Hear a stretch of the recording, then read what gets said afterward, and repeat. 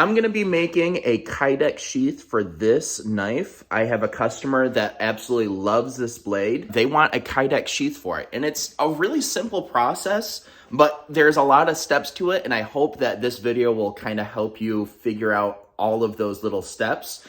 I also want to shout out my buddy Matt Gentry, who showed me all of these processes. So go give Gentry Custom Knives a follow. This is Kydex. I buy my Kydex, you can see right there, Maritime Knife Supply. That's where I buy it. I actually get the 0.08 thickness. It's a little bit thicker, and I like the way that that feels. First step, it's pretty easy. You put your knife down there, give yourself about an inch of space. I just kind of flip the knife over. I roll it over a little bit better than that. And I have about an inch space all the way around. You probably don't need that much, but I like a little bit of extra wiggle room. And then I'm gonna go ahead and cut it out on this bandsaw blade. Just kind of cut out this square, and then I'll show you from there.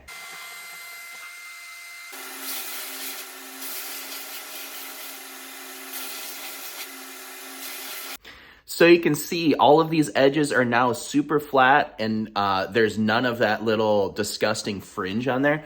Cutting it off, I mean, you're gonna fold this over and cut it off anyway, so maybe that's, you know, you don't need to do that step per se, but maybe I'm just a little bit of a neat freak and don't really like those all over my shop. This is the key to the perfect Kydex fit up. I use 2 different types of tape to tape up the blade portion of the knives.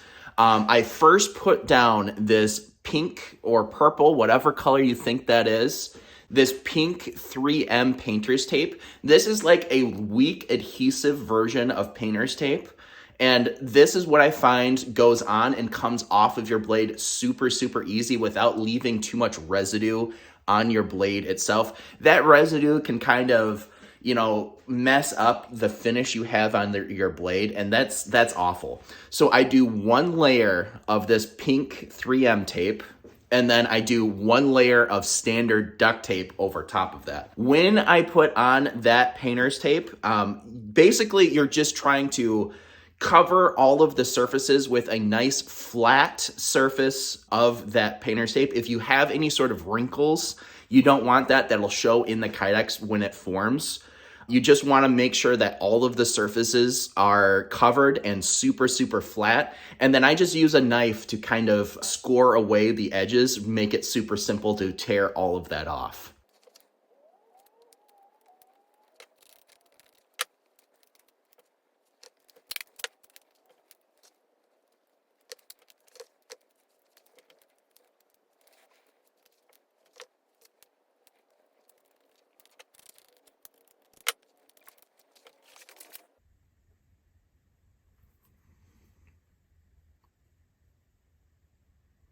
This right here is my Kydex press. I made a YouTube video a few years ago on how I make this Kydex press. I'm sure you guys are smart enough. All it is a couple of hinges, a couple pieces of wood, and then some Kydex foam, which again, you can buy over at Maritime Knife Supply. If you want to see my video that I made a couple years ago, you can check it out in the eye in the corner. Give me a little bit of grace because this was an older video. It's not as good as the videos I make right now. But anyway, so I modified it. I sell this carbon fiber, and I actually reinforce it because now I put it in my vise to squeeze it together. You can see over here, the vise holds it together, and that actually makes a super, super tight squeeze, much tighter than any clamp that I've found so far. That is what I'm going to be used to squish the Kydex all together. So now I go ahead and put it in this oven right here. It's just a simple toaster oven. You can find these at like Walmart or stuff like that. They're relatively cheap. I find that it does a pretty decent job. All it is I put it to, well, about 275 degrees Fahrenheit is where I like it. Then I just crank it up all the way. This gives me a 30-minute timer. If I'm doing a bunch of batches, I have to keep cranking that up. One thing that you really have to pay attention to, though, is you don't want to put this thing in while it's heating up. because those coils are going to be on all the time, and it's actually overshooting a little bit on that temperature. And if you have the Kydex in while it's overshooting that temperature, you'll actually burn the Kydex, and it actually burns really quickly. So you got to be kind of careful, and you got to, when you're working with Kydex, you got to pretty much be standing there and watching it all the time, because it's gonna go from absolutely perfect to too far really quickly. And realistically, what you're looking for is, you want this thing to feel like a cooked lasagna noodle. That's the consistency you're looking for when you pull it out and put it in the press. You can see it's already like, that's glowing. Don't put it in now, wait until it stops glowing. And honestly, I let it kind of cycle a couple times before I put it in, just so that, you know, those coils are actually off for longer. I've burnt a lot of Kydex until I've realized that that is a bad thing. So learn from my mistakes. I use these thin work gloves just to protect my hands from getting too burnt. Obviously, it's about time I get some new ones because these ones are about to fall apart. But I like them because they're thin enough where I can feel how things move and really get the texture of it. But it's thick enough where I don't actually burn my hands. So now I'm gonna go ahead and put this piece of Kydex into the oven. I like to put the rough side down. There's a smooth side and there's a rough side. I put the rough side down. And this is the process, which is kind of difficult because you want it, you can see it bends, but it's not quite as floppy as I like. So I'm gonna give it just a few more seconds, maybe 10 seconds or so. Especially now that the lights have just come on, this is where it's the most dangerous to burn. And the way that you know that it is burning is the corners of the Kydex will actually curl up a little bit. And that is going to like really singe and, you know, misform. You don't want that in your Kydex. But you just want it to feel like a cooked lasagna noodle. You can see this is starting to get nice and floppy.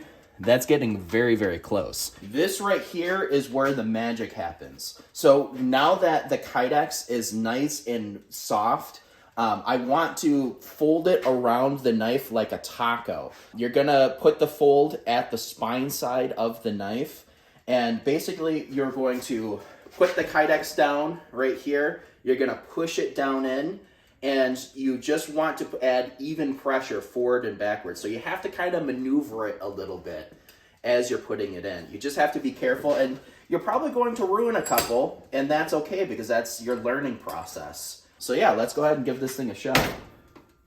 So you can see the Kydex is nice and soft. You just put it on in there. You push it down, even pressure.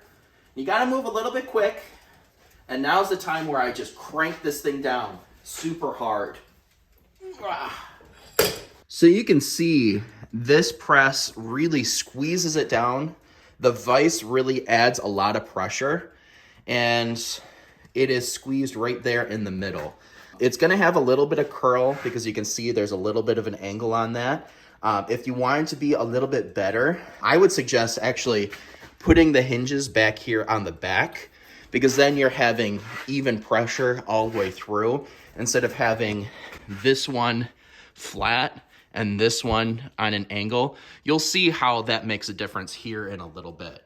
But now that it is pressed in here, you're actually gonna let it cool down. I give it like 15 minutes or so, make sure it gets down to room temperature. Now that it's been about 15 minutes, you can go ahead and take this thing out of the press.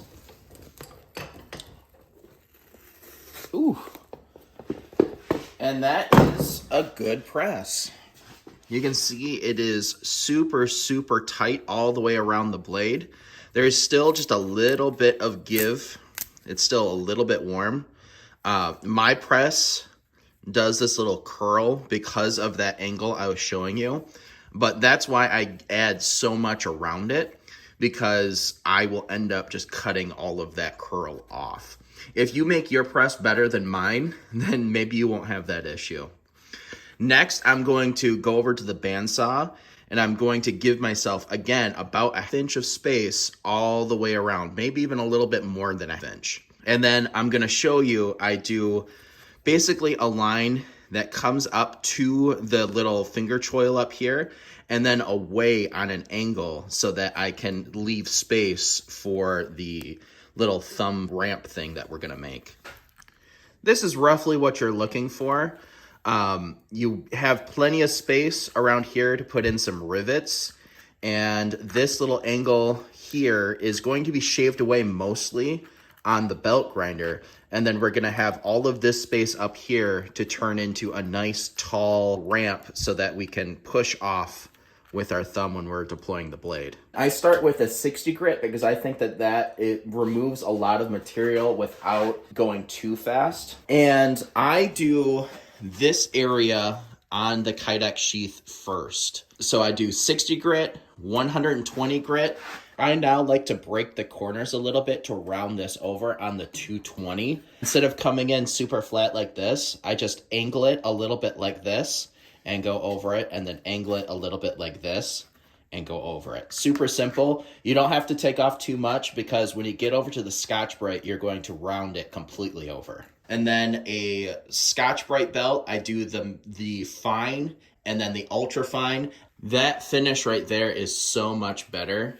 It's getting shiny and it actually blends in significantly more. I used to end right at this finish, but ever since I started to buff it, I've never gone back. This is a buffing belt that is absolutely loaded with this black Maverick buffing compound. I'm gonna go ahead and load it up a little bit more and then go over it once, and you'll see just how shiny it gets.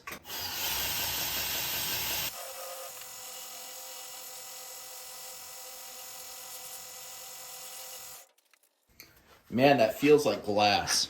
Check it out. You can see just how pretty that finish gets.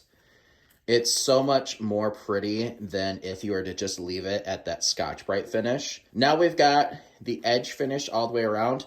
Now we need to pull out the small wheel attachment, and this is where the rubber meets the road. Let's go ahead and talk about this for a second.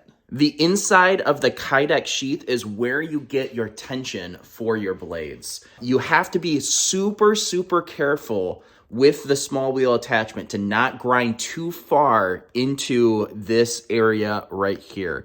You want to grind in just far enough where it's easy to put the knife in and pull it out, but not so far that it becomes either impossible to put in or it doesn't have any retention at all. This is where you need to spend the most time of this whole process to, grind a little bit and then test the blade. Grind and test, grind and test. Once you've done it a couple times successfully, you will get a good idea of where it needs to be. And don't feel bad if, you mess up a couple of these. I mean, I've got maybe 30 cents worth of Kydex. You're going to probably have to, waste a couple if you're new to this just to get the feeling of how far to go. So I use the same radius of small wheel attachment as I use on this portion of my blade, just so that the fit is the same. And you just have to slowly creep up to the amount that you grind off. And once you nail it, that's when you know you have absolutely nailed your Kydex fit up. And that's when you know that you can offer it to your customers. So this is what you're going to see after just a few little passes. You can see I've started to make it right to that curvature. And you're gonna see the Kydex start to open up. So that's where I take my work knife and I actually just come in here real quick and just kind of trim away some of the parts that are coming off. Again, you got to be careful because you don't want to take off too much. If you can pretty easily gouge down into the Kydex, and that's no good. This is a process that takes time. You need to value these Kydex sheaths at a point where it's worth it to you to actually put all of this time in there. And now you can see it's starting to open up. That's not nearly enough. If I go ahead and grab the knife and try to put this in there, it's nowhere near wide enough to actually push the knife in. So I am currently doing it on 120 grit. I'm gonna go ahead and move up to 220 just to start to slowly refine this area and make sure that that opens up just enough.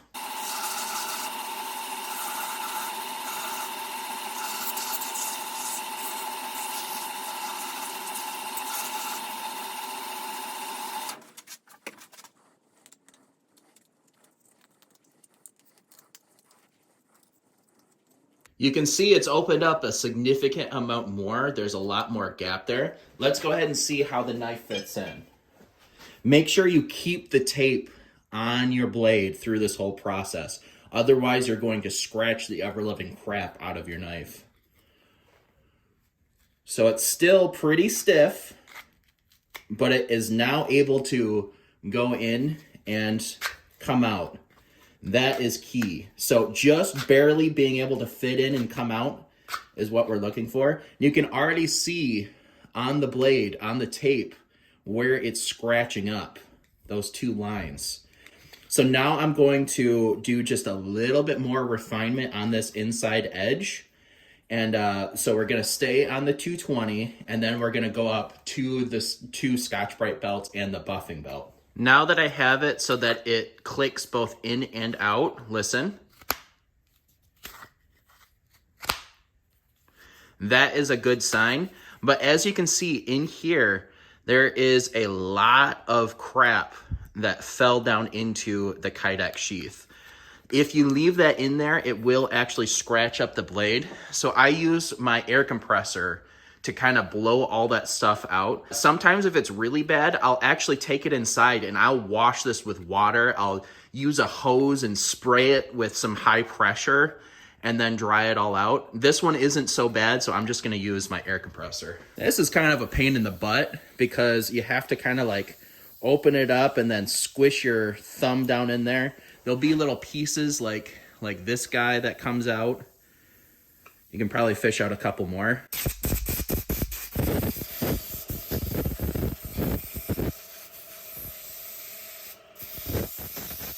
Now that we have that nice fit up in this area, I'm actually gonna take a little bit of 800 grit. I'm just gonna take a corner and kind of sand away on the inside. And that's just gonna leave a nice 800 grit finish. And you wanna get, it's really hard to see, but just on this inside lip, because that is the spot that is going to scratch your blade as it pulls out. So if that is up to an 800 grit finish, that should be good enough to keep it from scratching it up too bad. There's just that little lip in there, and it's very difficult to get in there. I actually use sometimes a nail. I have a nail that I have filed down so I can kind of wrap this up in it and just sand away on the inside there. This is kind of difficult to show on camera, so you'll find your way to sand the inside of this area. Just make it happen. Now we have that nice happy fit where I no longer really have to worry about the scratches and it snaps. Of course, the tape on there is going to keep the snap from being super crisp. Once I take that tape off, it's gonna sound better. But that already sounds pretty darn good. Next, we're going to raise this so that it becomes the little thumb ramp that is easy to use when you're trying to deploy the blade. I use my heat gun. This is a relatively cheap one. All I do is, you can see on here, you turn it on and then I turn it up to the max level. That kicks off a serious amount of heat. I mean, it's already like my hand's getting uncomfortable being this far away. And all we're doing is we take the Kydex off and we're heating the inside right here. We want to just heat really that part of it only. If we heat down in this area, it's going to mess with your click. So I am very cautious about just heating just the tip of this, and it'll start to soften up. You'll see we don't want to go as far as that lasagna noodle as before. We just want to barely make it moldable. And then we'll go ahead and put it on the blade and then use your thumb to actually form the thumb ramp so that it feels really comfortable on a thumb, because that's what's going to be pushing it, right?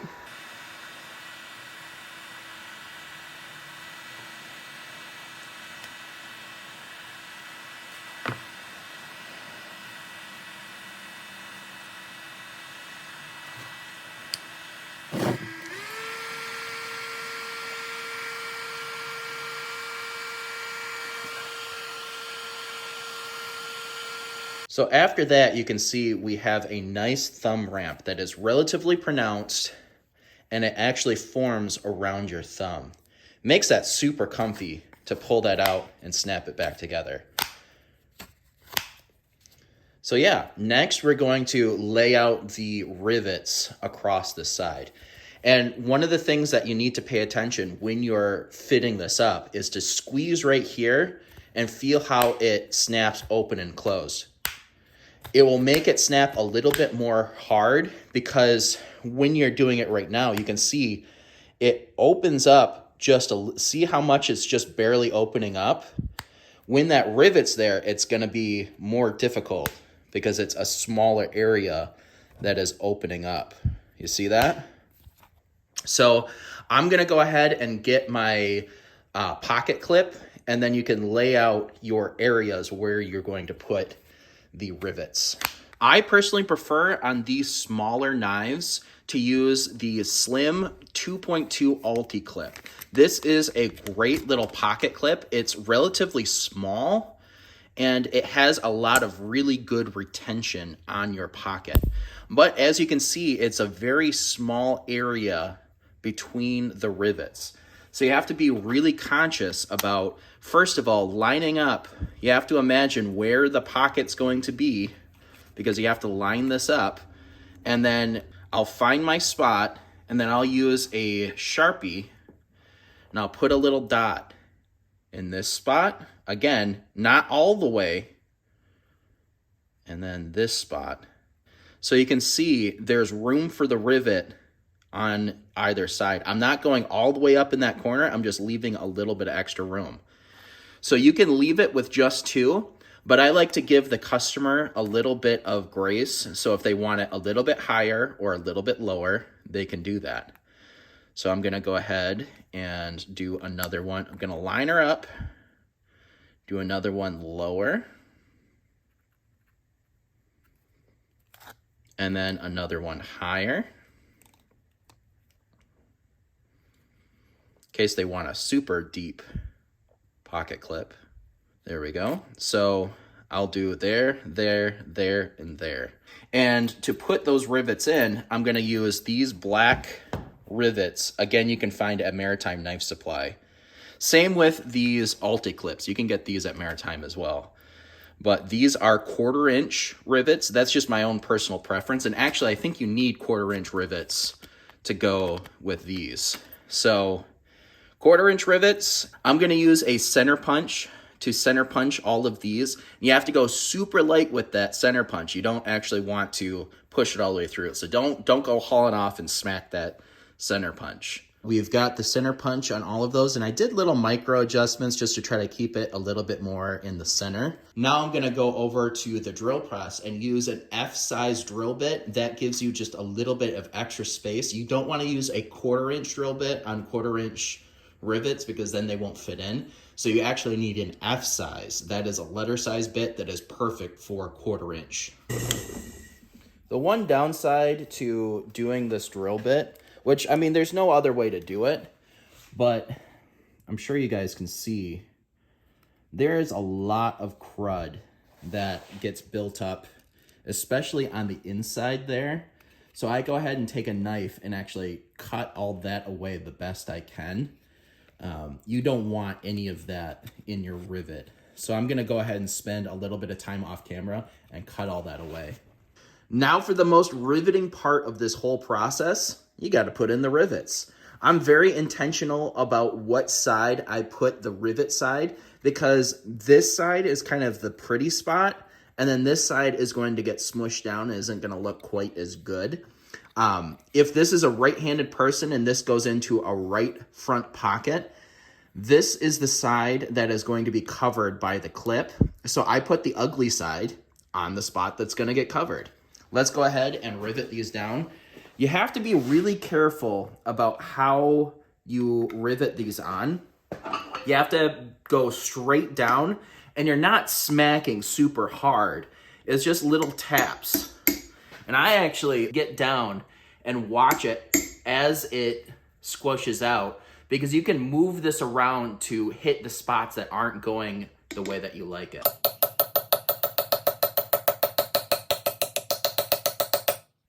All right, so we have a successful rivet.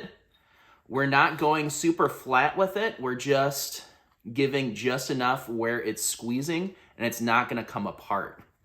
So that's what we're doing. Let's do the other three.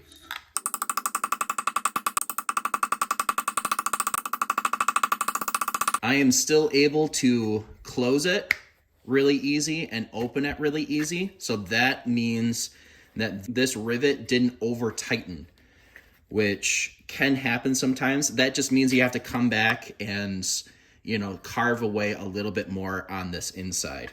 But this one closes and opens super easy. In the Ulti-Clip packaging, you get all of these. So this is a little packet full of a couple fasteners and then a couple little rubber washers. Maybe they're silicone, I'm not quite sure. But I do not use these. These just don't fit in the rivet that I have. So I just go ahead and put these things together, and you'll see that there is a male side or a screw side and a female side where it screws into when you put them together. It's fairly simple. I'm just gonna put the male side on the bottom one, and then I'm going to take the clip and put it on there.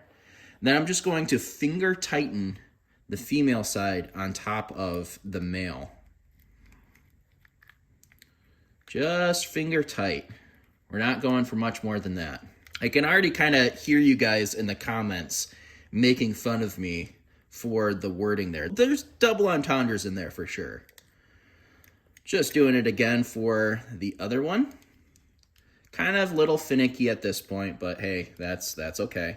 So you can see there's a little bit of give up and down. This also gives a nice high on the pocket carry clip, but with the other two, if they want to go way deep, or if they want to have it in a spot where, let's say it needs to go in a pack and this is just going over a lip and it needs to go in really deep, they can do that. You can also add another couple rivets if you want to give them even more, but I find that these four kind of fit the bill for most people. Now I'm just going to take two screwdrivers, and this is another one of those finicky parts where you have to put the slotted screwdriver on this side because there's the slot, and then the Phillips on this side because it's Phillips, and then you just kind of have to tighten it together. And it's like I said, it's super finicky. So I'm going to try to do this on camera. You're just kind of just making it work. You don't have to like wrench it as hard as you can. Just tight enough where it's snug. And this is where, if you have a situation where you can use those rubber gaskets, that actually helps with this, but it just doesn't fit with this setup. I'm going to spend just a second off screen to get that nice and snug. You can see it's already pretty snug, but I just want to get it a little bit more snug. And with my OCD, I did end up lining up the screw heads just because that's who I am as a person. Don't let your OCD make it so that you actually ruin these screws. I've done that once before, not a proud moment, but it's snug, but not crazy. Now's kind of the fun part. We get to take the tape off finally. And with that pink tape that's down underneath, this comes off super, super easy.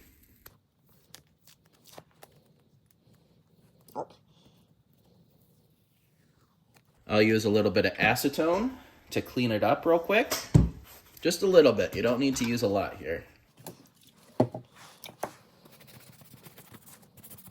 Just a little bit of gook, which is the technical term, gook. All that crud that kind of built up on there. Let's see how this thing snaps together. Listen. Nice and snappy. So it's tight, it's not gonna come out, and then it's easy to deploy like that. That is what you're looking for in a Kydex sheath. So this is what it looks like when you put your Kydex sheath in your pocket. First, you want to flip that open. Then you slide that down in, and then you just have to make sure that that little tab goes over. And you snap that down, and you have the knife in the Kydex, or in your pocket. I like it nice and snug. And there you go. It's easy to deploy. It's easy to get your knife out. And then you can put it right down in there. And it's nice and snug. That's a great way to have your knife on your person at all times. Or if you don't like it there, and it's a little bit difficult at first to get it off of your pocket. But if you don't like it there, you can snap that on a belt. You can snap it on a backpack. There's a lot of different places where you can put this knife. I really appreciate all of you guys checking this out. I hope that this helps a few people. These Kydex sheaths are something that you have to work at, but once you are good at making them, they are so nice for your customer. This one's actually going to a customer today, so I appreciate you all. Have a great rest of your day.